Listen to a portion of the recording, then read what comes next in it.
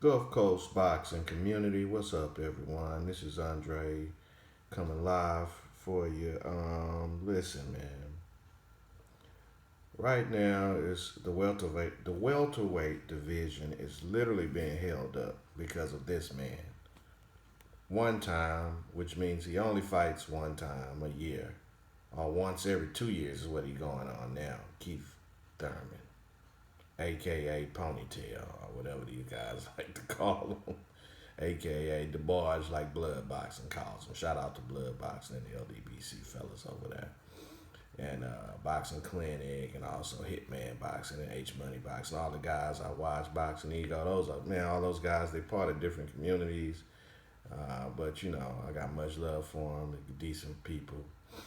You guys follow them as well. Check them out as well if you're not already. They have way more followers than I do, so more than likely you already heard of them.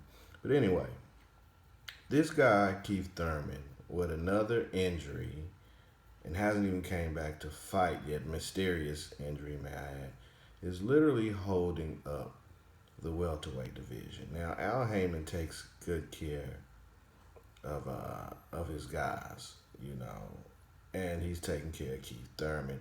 And there's even rumors of Keith Thurman leaving Heyman. Why anyone would leave Al Heyman, I do not know, other than they'd have to be off in the head, which Keith Thurman does seems to be a bit off in the head. Keith Thurman, point blank, I'm not going to go all into, because at this point, if you follow boxing, you know what Keith Thurman is doing. He's not conducting himself like a champion. He's playing with these belts, just holding on to them. He's not even attempting to fight. He had a fight coming up. He's mysteriously hurt with his fight. He hadn't even named an opponent. This couldn't happen, once again, in any other sport but boxing, and it's ludicrous. Keith Thurman needs to be stripped of those belts that he seems to not want to defend. Period. He just needs to be stripped. It doesn't take a long conversation. Even if you were a Keith Thurman supporter, which I was, he seemed hungry. He seemed like a young champion that was up and coming and willing to put in the work. And all of a sudden, he wins, these straps, which is even debatable if he's even the real champion, because he didn't win these straps, if you do your research, in a linear fashion. This is not an argument. It's just a Google search away. Look up Keith Thurman and how the straps are linearly passed. Excuse me, I got tongue tied there. It's early in the morning. Just getting my coffee in. Look up how they pass these straps. And he hadn't been past the straps, the belts, the titles in a linear fashion. Now the WBC is ordering Danny Garcia and Sean Porter to fight in the meantime, which is probably one of the things that he wanted to happen, by him leaning back instead of him having to fight both those guys, which I don't care about that.